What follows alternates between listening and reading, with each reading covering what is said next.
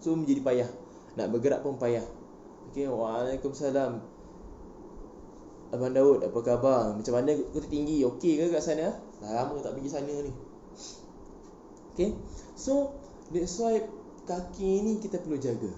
Sebabnya banyak penyakit ataupun banyak banyak faktor yang menyebabkan ataupun yang boleh mengganggu gugat kita punya tahap kesihatan kaki kita tu sendiri.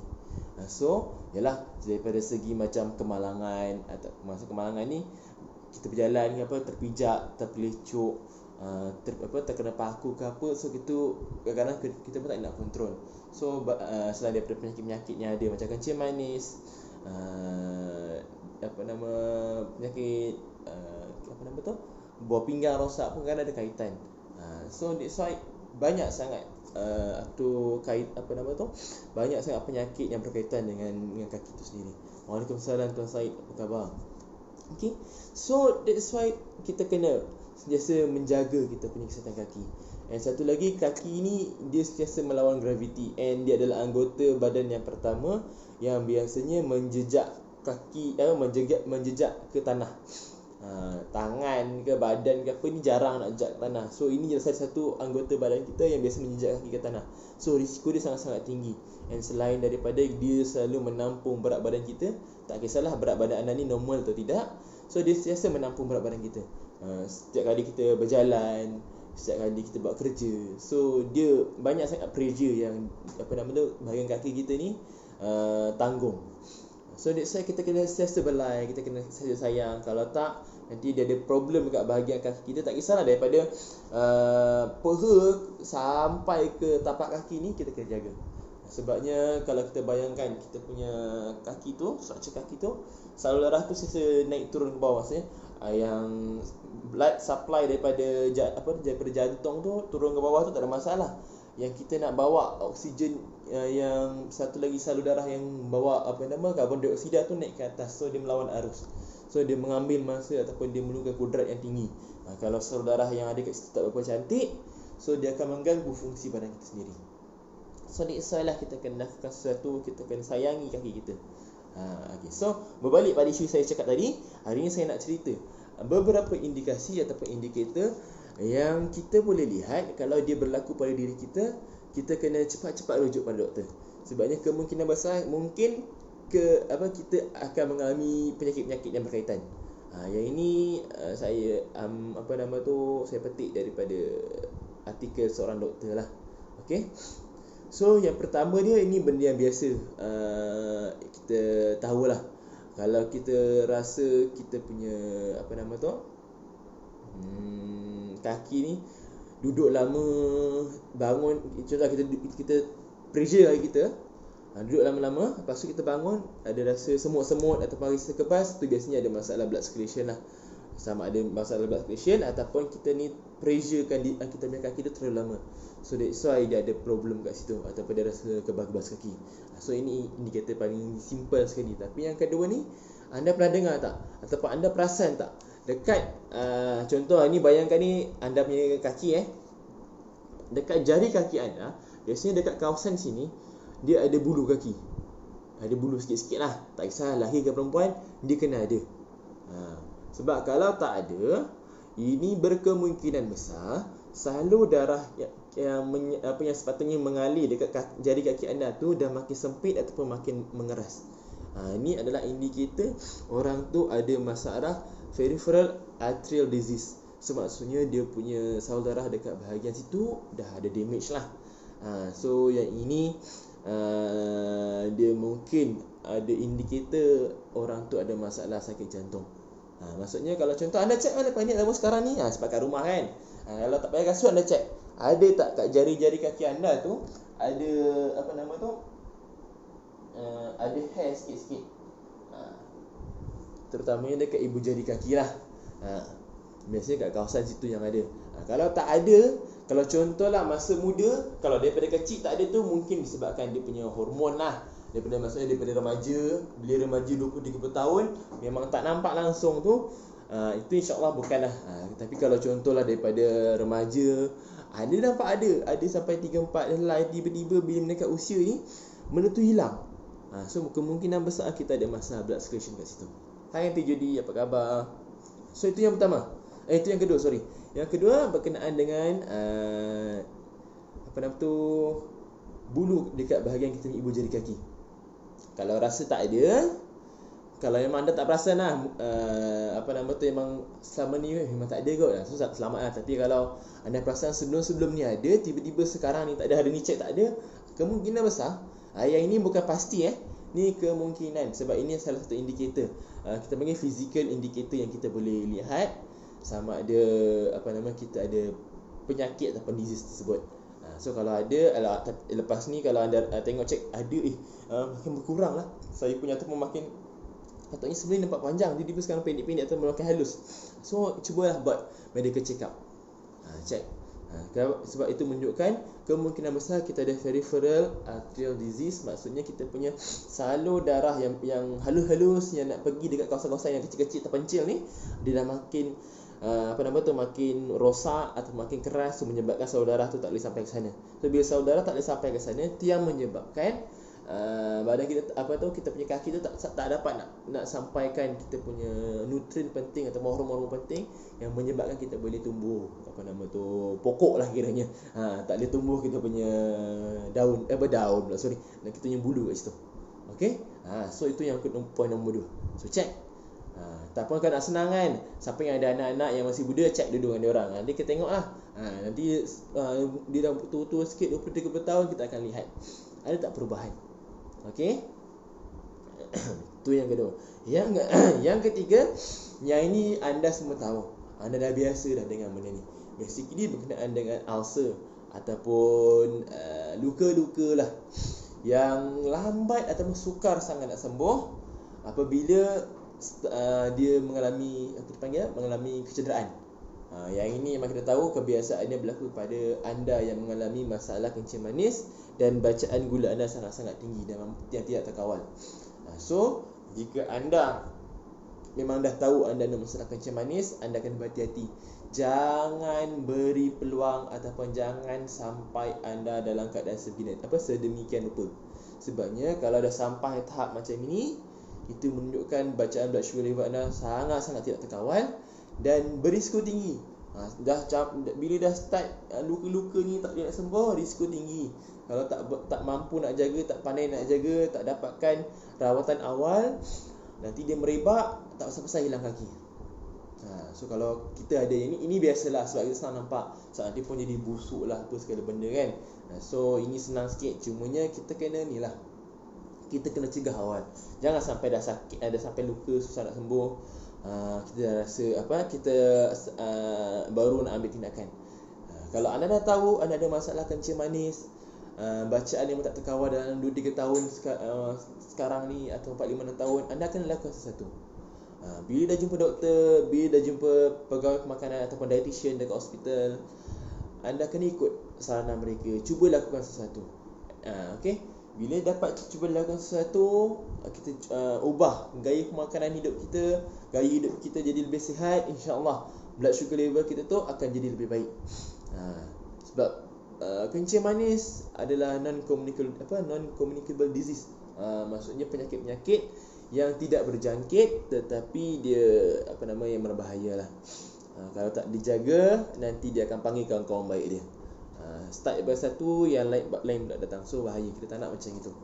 And kita tak nak cakap kencing manis ni dia memang tak akan sembuh, cuma dia akan ada satu tahap kalau kita betul-betul comply ataupun terjaga kita punya pemakanan segala benda, insya-Allah blood sugar level tu dia akan dalam paras yang normal. Cuma anda kena pastikan walaupun dalam paras yang normal, anda kena maintain dengan gaya hidup yang anda lakukan time tu. Sebabnya dia berkemungkinan besar dia akan reflect balik ataupun berbalik semua itu dengan sangat-sangat tinggi. Lagi-lagi kalau doktor dah bagi tahu badan kita ni memang sukar ataupun dah tak mampu untuk menghasilkan insulin macam orang yang normal. So that's why kebiasaannya kalau doktor dah start bagi ubat, dah akan cucuk insulin tu, kita kena tanya macam mana keadaan badan saya ni, sama ada badan saya ni mampu atau tidak untuk hasilkan. Sebabnya kadang-kadang ada orang dia dah berjaya kontrol blood sugar level dia dalam masa 3 bulan, 6 bulan sebagai contoh, ataupun setahun. So cakap, okey lah, aku dah boleh kontrol lah ni, tak payahlah aku makan ubat, tak payahlah aku ambil cucuk insulin. Sebenarnya salah. Sebabnya insulin ataupun ubat yang doktor bagi tu sebenarnya untuk membantu badan dia untuk merangsang, menghasilkan insulin tu. Insulin tu fungsi dia untuk menjaga untuk mengawal ataupun regulate kitanya bacaan gula dalam badan. Sebab orang yang kencing manis ni basically kenapa dia ada masalah tu, sebabnya badan dia tak mampu nak regulate ataupun tak mampu nak kontrol bacaan gula dalam badan tu sendiri. Disebabkan insulin tu tak sensitif ataupun insulin tu sendiri tak dapat dihasilkan secukupnya. So kalaulah anda ada kawan-kawan atau saudara mara yang sekarang, kita ni orang Malaysia ni dia ada masalah sikit. Kita ni suka jadi orang yang terlebih bijak pandai daripada orang yang pakar. Macam sebagai contoh, rasa ada kawan yang cakap benda ni boleh baikkan sesuatu, kita ikut je, mesti tinggalkan benda yang doktor bagi. Sebabnya kadang-kadang benda-benda yang kawan kita recommend ni, dia membantu. Dia bukannya sebagai berganti ubat. So that's why kalau kita nak mencari cara alternatif, kita kena ikut ataupun kita kena jangan tinggalkan rejim yang doktor bagi. Kita kena buat, kita kena amalkan benda tu, dan kita cari yang lain, bantuan yang lain lah. Okay, so itu berkenaan nombor 3. Berkenaan dengan nombor 4, yang ini kalau anda ada masalah, walaupun dalam keadaan yang panas, suhu bilik atau suhu biasa. Waalaikumsalam, Tuan Razak, apa khabar? Okey, dalam keadaan yang panas ataupun keadaan yang room temperature biasalah, tak sejuk, anda sentiasa rasa kaki atau tangan anda ni selalu sejuk. Bukan sebab anda rasa seram sejuk tiba-tiba, macam contoh lalu kat tempat yang anda rasa seram tiba-tiba seram sejuk, itu bukan. Yang ini kita duduk chill biasa macam sekarang macam saya duduk sekarang tiba-tiba macam kenapa saya sejuk semacam je, padahal tempat ni tak adalah sejuk semacam, tak ada aircon ke apa, biasa je kan. Dia sejuk je, selalu sejuk. Ini adalah salah satu indikasi ataupun indikator yang menunjukkan kita ada masalah saraf tu ataupun kita punya saudara tu tak berapa cantik. Dia ada kaitan dengan PAD tadi, peripheral arterial disease. Maksudnya kita punya salur darah tu tak pun nak cantik sampai dekat kita punya hujung bahagian kaki. Dia tak mampu nak sampaikan darah tu, sebabkan bahagian kaki tu dia rasa sejuk. Sebabkan darah kita ni basically dia rasa panas. Sebabkan dia akan transmit ataupun dia akan bau sekali heat ataupun haba. Tunjukkan kita akan rasa panas lah. So that's why kalau anda ada masalah macam ini, dia ada dua indikator. Sama ada kita ada masalah PAD ataupun peripheral arterial disease yang kita punya saudara tak bercantik. Yang nombor 2, kita ada simptom yang berkaitan dengan masalah thyroid. Maksudnya hormon thyroid kita dalam ni ada masalah lah, sama ada tinggi atau rendah. So anda boleh check, anda boleh pergi jumpa doktor, bertanyakan pada yang pakar sama ada saya ni ada apa-apa masalah atau tidak. Kalau anda rasa ragu-ragu, anda rasa macam betul lah saya dah lama rasa macam ni. Tiba-tiba bila Encik Sano cakap ni hari ni macam saya selalu je kena. So pergilah jumpa doktor. Sekurang-kurangnya kita lebih yakin dengan keadaan badan kita. Sebabnya kalau kita tak sedar ataupun kita tidak ambil kisah, tidak ambil peduli berkenaan dengan diri kita sendiri, siapa lagi? And memang kalau dalam Islam sendiri pun badan kita ni memang adalah amanah yang Allah beri untuk kita jaga. Sebabnya kalau kita tak jaga badan kita ni, macam mana kita nak menghambakan diri ataupun kita nak beribadah dengan Allah Subhanahu Wa Taala. Sebab contoh, kita dah sakit kan, contohlah kita dah sakit, terlantar, dah tak boleh semayang duduk ataupun tak boleh semayang diri, tak boleh semayang, kita suruh kena baring je, baru time tu kita menangis. Ya Allah, angkatkanlah, tariklah ataupun kurangkanlah dugaan yang aku hadapi ini. Aku nak sembahyang dengan sempurna, aku nak ni. Time tu baru kita merintih. Padahal daripada awal sejak kita lahir, contohlah macam saya lahir tahun 1992, daripada awal kita diberikan amanah untuk menjaga diri kita ni, kita tak pernah terfikir untuk menjaga diri kita. Sebabnya fungsi kita dekat di muka bumi Allah ni, kita adalah sebagai orang yang perlu beribadah pada Allah. Cara kita beribadah tak kisah macam-macam. Kita melakukan kerja, kita berdakwah, kita bercerita.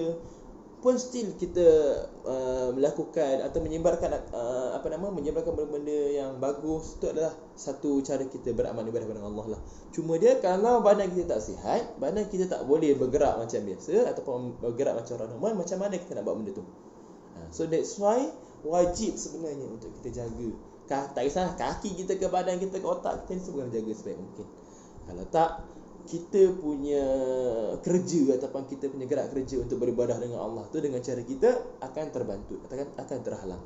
So siapa yang rugi? Kita sendiri rugi. Sebab kadang-kadang orang tak faham. Ni lari sikit lah, dia masuk sikit beragama sikit lah. So kadang-kadang kita tak faham apa fungsi ataupun apa sebab kenapa kita dilahirkan kat muka bumi ni. Memang kadang-kadang kita dah lebih kepada duniawi, kita fokus pada benda duniawi sajalah. Tapi kalau kita ada sikit ingatan berkenaan dengan persediaan kita untuk menghadapi Allah, jika dipanggil kan, maksudnya bila kita pun tak tahu bila kita dipanggil, bila nyawa kita ditarik. So kita kena sentiasa bersiap sedia. Kalau kita tak mampu nak jadi orang macam orang-orang alim, menyampaikan benda-benda ilmu yang berat, kita menyampaikan ilmu-ilmu yang baik, orang dapat amalkan pun. Macam contohlah benda macam ni, benda simple. Tak semestinya anda perlu pakar dalam benda tu. Kita baca, kita rasa benda tu sahih. Ini kena satu jugalah, benda tu sahih, benda tu betul, and benda tu memang bukan satu maklumat yang menyeleweng. Anda sebarkan, benda tu bermanfaat pada orang yang dengar ataupun orang yang mengamalkan ni, insya-Allah ada sedikit pahala yang Allah akan berikan. Yang tu biar Allah yang ganjaran-ganjaran tu biar kita serahkan kepada Allah. Islam benda tu kita dah buat sebaik mungkin, kita dah sebarkan apa yang kita rasa boleh kita sebarkan secara seikhlas yang mungkin. InsyaAllah akan ada ganjaran kita. Asalnya pada ganjaran dunia, kalau contohlah kita bagi cerita tentang benda kebaikan yang berkaitan dengan kesihatan, kita ada jual produk ke, itu selingan sekali. Waalaikumsalam, Puan Sailah, apa khabar? Okay, so itu nombor 4. Nombor 5, kalau contoh anda lihat anda punya kuku kaki, okay, kuku kaki anda ini tebal dan juga dia punya warna tu ke arah kuning-kuning. Okey. So kalau dia tebal ke arah berwarna kuning, ini berkemungkinan besar kita ada masalah fungal infection, maksudnya bakteria ke fungus sebenarnya apa lah? Fungus lah. So maksudnya benda-benda yang berkaitan dengan ni tak bersih lah maksudnya. So ini kalau biasa kalau kita bekerja perlu pakai stokin selalu, kalau kita tak jaga hygiene, memang kita akan ada masalah yang macam ini. Ataupun contoh kita kena pakai boot, ataupun kita kena pakai kita bekerja ni pakai kasut tetapi terpaksa keluar masuk air. Maksudnya contoh maksudnya longkang ke lopak air ke kan. So maksudnya air akan bertakung kat kaki kita. Kulat. Terima kasih Puan Ifadila, terima kasih kerana tolong saya translate kulat. So maksudnya kalau kita tak jaga hygiene kaki kita, so ada risiko kita akan ada masalah kulat ni sendiri lah. So maksudnya kaki kita tak pernah sihat. Sebabnya kalau kulat ni merebak, nanti kan kita sakit-sakit je lah. Bila start kulat, nanti yang dia makan kita punya daging kaki ke, kan jadi busuk, jadi infection, so jadi benda lain. So kita tak nak benda tu berlaku. Kalau kita nampak rasa-rasa kulit kaki, kita punya kuku kaki tu dah start menebal, dah start berwarna kuning, so kita lakukan sesuatu. Kita kena check apa yang menjadi problem ataupun apa yang menyumbang kepada masalah ni. Okey. So sebagai contoh, kalaulah yang menjadi punca tu sebabnya kita punya kerja hakiki ni memang kena pakai, kita cakap ni pakai kasut yang terpaksa keluar masuk air, maksudnya lopak air ke apa jenis air lah, memang tak payah tanggal. So, memang in term of safety memang terpaksa pakai kasut tu untuk protect kaki tu daripada terpijak benda yang bukan-bukan semasa melakukan kerja. Tapi masalahnya sebab dia termasuk air sekali, so dia bertakung lah, so jadi payah sikit atau masalah. So kita kena lakukan sesuatu lah. Kita kena selalu basuh kaki kita kita selalu keringkan. Sebagai contoh, kalau macam contoh memang kita ni ada masalah kaki yang berpeluh-peluh, Kita kena pandailah pilih kasut ataupun stokin yang ada antifungal, antibakterial punya fungsi yang dapat mengurangkan risiko lah kulat itu tumbuh dekat kaki kita. Okey. So itu nombor 6 kalau tak salah saya. Okey, di nombor 7. Di nombor 7, yang ini akan berlaku jika anda ada masalah gout. Okey, kalau anda adalah seorang pesakit gout, anda tersalah makan, yang kebiasaannya benda ni berlaku lah. Kita punya ibu jari kaki ni akan mengembang ataupun bengkak disebabkan uric acid tu berkumpul dekat kita punya bahagian joint. Bila kita tersalah makan makanan-makanan yang tinggi dengan uric acid, dia berkumpul, dia accumulate, dia tak mampu nak keluar daripada kita punya sistem blood circulation. So menyebabkan dia berkumpul dekat situ. So ni indikator lah sebenarnya baik tempat lagi, tapi kebiasaannya kebanyakan orang yang ada masalah gout, dia akan berkumpul dekat bahagian joint dekat kaki ataupun dekat bahagian tangan. Okay, so kalau anda ada masalah gout, tiba-tiba anda rasa kaki itu mengembang ataupun bengkak, sudah anda tahulah. Saya tak payah nak ceritakan panjang, sebabnya memang orang yang ada masalah gout dia dah biasa dengan benda ni. Cuma dia orang ada masalah gout ni memang dia kena berpantang ikut apa makanan dia yang kita panggil dia kalah. Sebab walaupun contoh makanan ni orang A, contohlah makanan jering, apa lagi, petai, organ-organ dalam, seafood, basically kita tahu memang tinggi dengan uric acid, tetapi bukan semua orang yang akan ataupun kalah dengan benda tu. Kadang-kadang ada orang dia boleh makan je petai, jering, segala benda tu dia boleh makan, tapi bila dia makan kambing ataupun dia makan seafood, makan sikit je, secuk dia pun dah kena. Dia lain orang, lain dia pilih. Sebab tapi saya pernah baca satu artikel yang latest,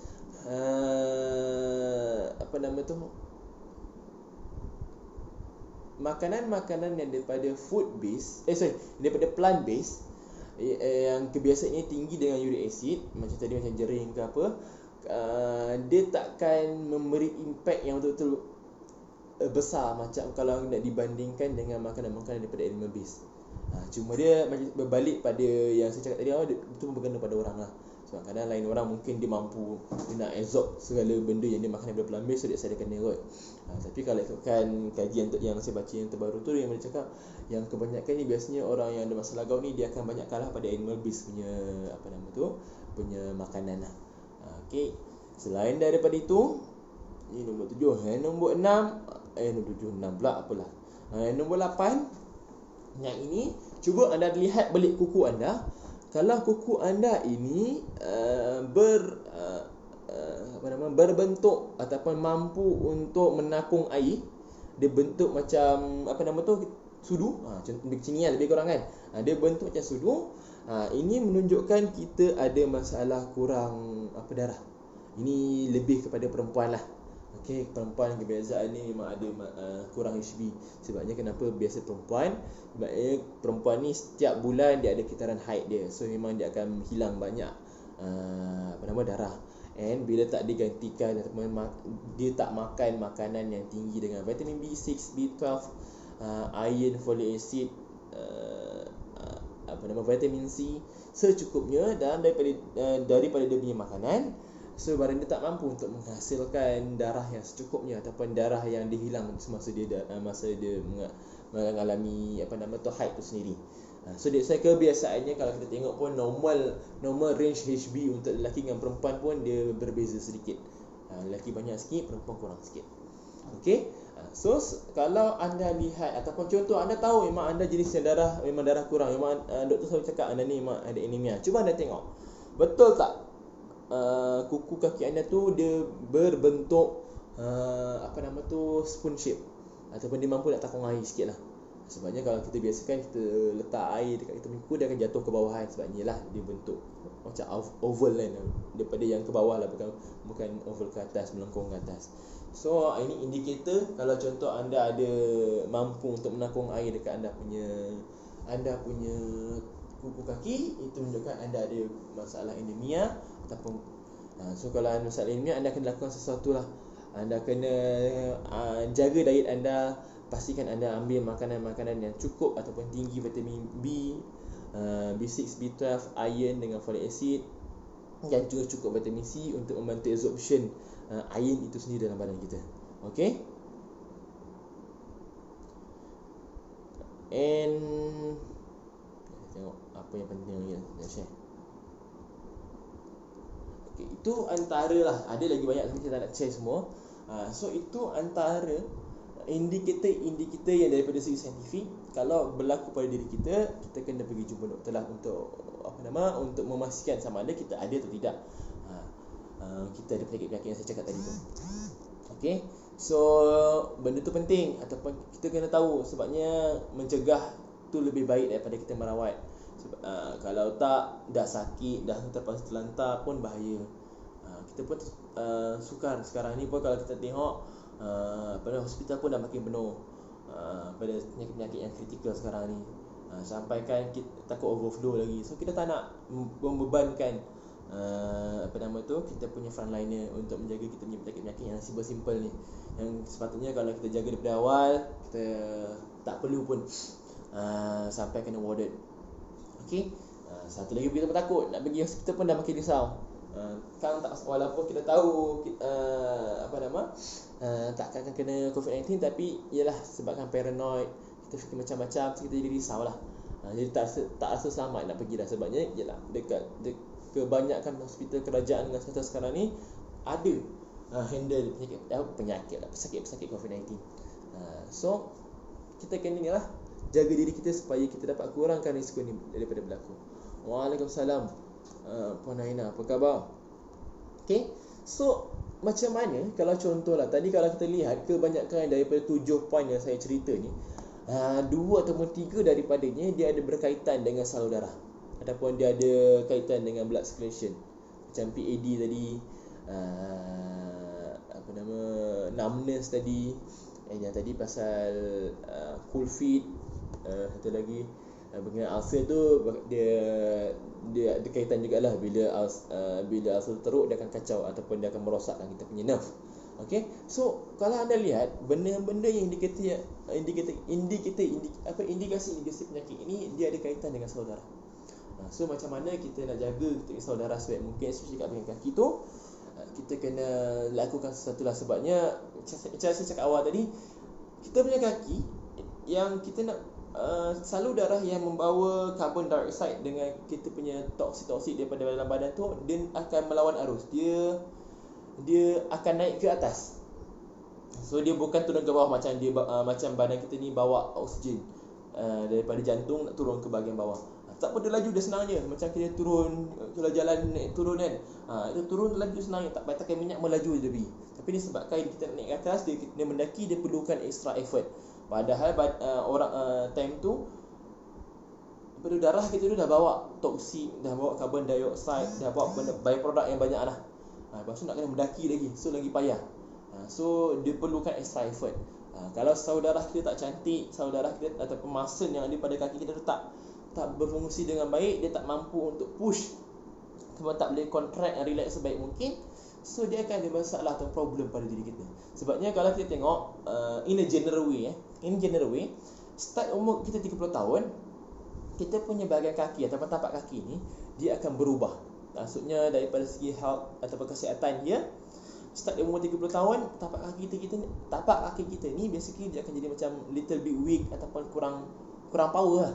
Daripada segi structure dia dah mula sakit-sakit kaki, dah mula kalau berdiri banyak sikit dia. Kalau zaman-zaman muda dulu, sebelum masuk 30, di lama pun 5-6 jam pun relax lagi, tak sakit kaki. Tapi bila dah start umur 30 dah senang sakit kaki. Ni saya tolak tapi dulu daripada segi contoh-contoh eksternal macam footwear kita ke selalu banyak berdiri ke apa, tu tolak dulu. Tapi in a general way, dia start umur 30 tahun dia dah start rasa sakit lah. Lepas tu start umur 40 tahun dia rasa signifikan aja. Disebabkan contoh kita tak jaga elok-elok. Waalaikumsalam Puan Sakilah dengan Kak Bani, apa khabar? Okey. So start umur 40 tahun dia akan jadi lebih teruk lagi kalau kita tak jaga ataupun kita tak prevent apa yang berlaku masa umur 30 tahun. Yang sampai 56 tahun tu dia jadi lebih ni lah, sebabnya kebiasaannya umur 50 ke 60 tahun ni badan kita ni dia punya apa nama? Dia punya anatomi atau physical appearance dia akan banyak berubah. Sebab daripada segi hormon ni semua dah banyak berubah. So kebiasaannya kita akan, contohlah orang dahulunya dia sedikit berisi, so tiba-tiba dia dah meningkat usia, dia apa nama kita panggil, dia banyak lose weight, and kebiasaannya dia punya cushion ataupun lemak-lemak yang ada pada tapak kaki dia yang sebagai dulunya sebagai cushion dah hilang, dah tinggal jadi dah jadi daging saja. So bila nak bergerak dia akan jadi lebih sakit lah, ataupun dia jadi tirus. Macam contoh kita ada emak-emak yang masih hidup atau ayah yang masih hidup umur 70 tahun ke atas, biasanya dia orang akan makin lama makin kurus. Makin kurus, dia tengok sampai tapak kaki dia macam halus, dia nampak, dia punya tulang pun nampak.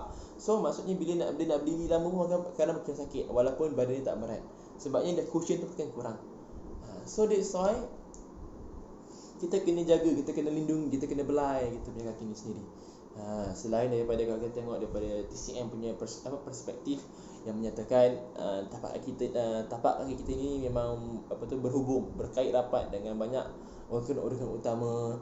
Macam sebenarnya kita cakap memang western punya medicine pun dah mengakui benda tu, memang dia beranggapan memang ada banyak connection yang terletak, saraf-saraf yang terletak pada tapak kaki kita ni yang berkait rapat dengan kita punya organ utama.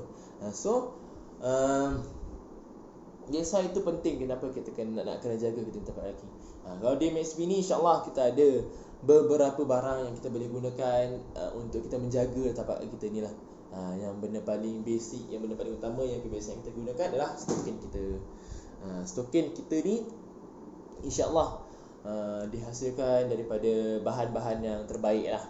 Kita ada arang bulu putih, batu tenaga turmalin, germanium, titanium dengan silver yang akan memberi infra merah. Lepas tu dia ada ion negatif dan ada bioresonance yang terhasil daripada geseran kedua-dua ini, dan dia akan membantu untuk balance balik kita punya electrical medan potensi bioelektrik yang ada pada bahagian kaki kita sendiri.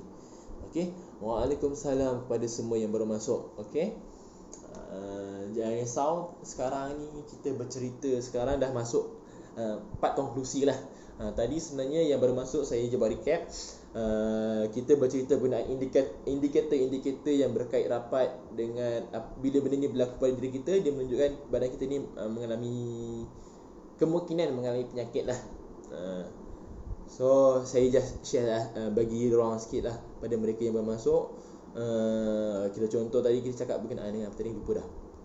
Numbness. Cakap pasal numbness, bila kita duduk lama rasa kebas-kebas, macam kita tahulah dia berkait rapat dengan kita punya blood circulation. Lepas tu saya cakap tadi berkenaan dengan kalau contoh ibu jari kaki kita dulu tak ada bulu dekat bahagian sepatutnya ada sikit bulu. Kalau dah lama-lama kita tengok dah tak ada bulu tu, dia kemungkinan besar kita ada masalah saudara sudah makin sempit ataupun dah tak ada lah kiranya.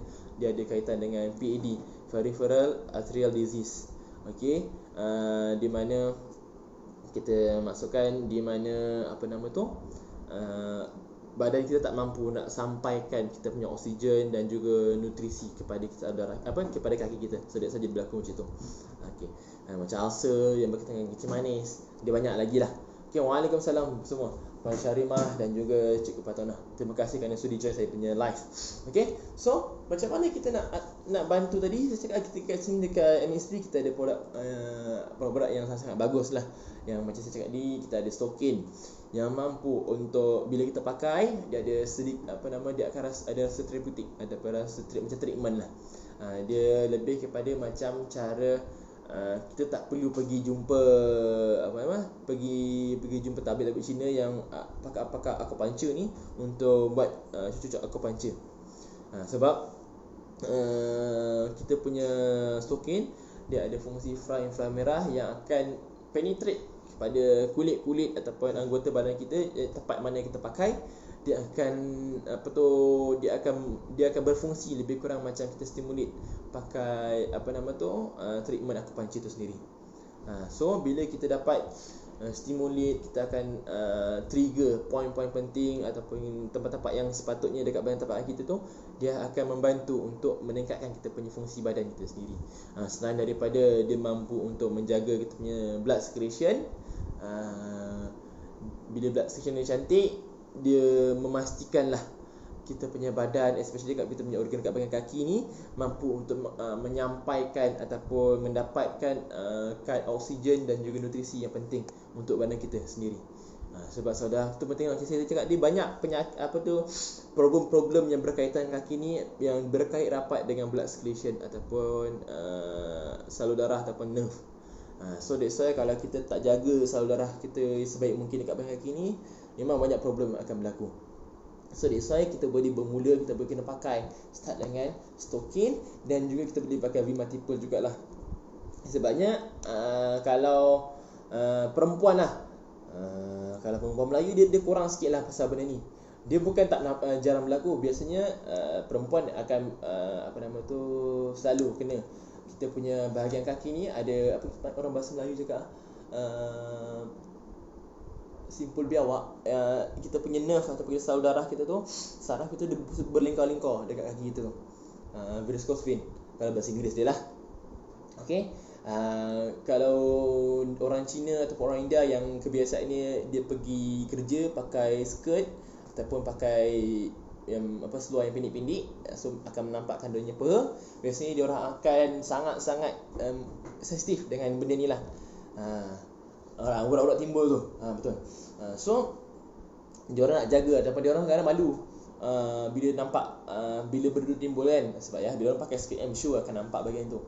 So kita, kenapa perempuan biasa berlaku benda ni, sebabnya satu sebab anatomi dia sendirilah. Sebab anatomi sendiri. So kenapa dia berlaku, sebabnya kebiasaannya sebab dia punya salur darah tu ataupun dia jadi makin lemah. Kalau dia lemah, so that's why dia jadi timbul-timbul sedemikian rupa. So bila kita pakai V-multiple, dia dapat menjaga ataupun memastikan salur darah dengan juga nerve yang ada kat situ, insya-Allah dalam keadaan yang baik. Sebabnya kita dapat menjaga struktur struktur salur darah yang ada kat situ. So pentingnya kenapa kita kena pakai pakai stokin dan juga V-multiple tu sekali, especially perempuan. Okey, sebabnya salur darah kita yang nak naik turun dekat anggota badan tu, dia terpaksa melawan graviti. So dia extra burden. Macam saya cakap tadi pun, dia nak bawa toksik, nak bawa carbon dioxide pun dah kira banyak benda nak kena bawa lah. Selain daripada nutrisi lain yang nak bawa, so dia ada extra burden. Lagi nak lawan graviti, lagi extra burden. So that's why kalau badan kita ni terlebih beban, kita pun tak jaga makanan elok, and kita ni ada masalah darah tinggi ke apa, so that's why penyakit ni akan jadi senang dapat lah. So that's why penting juga kita kena pakai V-multiple dan juga stokin tu sekali, untuk menjaga, untuk pastikan kita punya kaki insya-Allah dalam keadaan sihat walafiat. Okey. So itu adalah serba sedikitlah berkenaan sharing saya pada hari ini yang berkaitan dengan kaki. Kenapa penting ataupun wajib kita kena menjaga kita, sebabnya kaki kita tu adalah salah satu anggota yang penting, and anggota yang satu-satunya anggota je lah yang hampir setiap masa akan menjejakkan kaki. Okey, anggota lain insya-Allah tak ada. So kita kena lakukan sesuatu. Jangan biarkan benda tu tidak dijaga ataupun tidak dipelihara sebaik mungkin. Kalau tak, nanti dah sakit payah. Okey. So apa-apa pun insya-Allah hari Isnin ni saya akan buat exercise. So siapa yang sudi, siapa yang berminat, insya-Allah tepat jam 8 kita akan bermula aktiviti exercise tu lah, insya-Allah. Benda tu tak berat lah, simple je. Okey, tak perlukan equipment, just diri kita saja. Cuma saya takkan pasang lagu, sebab takut nanti kan kita punya live dia akan kena tarik dengan Facebook. So kalau anda inginkan lagu, pasang sendirilah Yang jangan lupa kalau nak join kena pakai baju sukan siap-siap lah. Kalau nak pakai nak pakai kasut dekat dalam rumah pun tak ada masalah.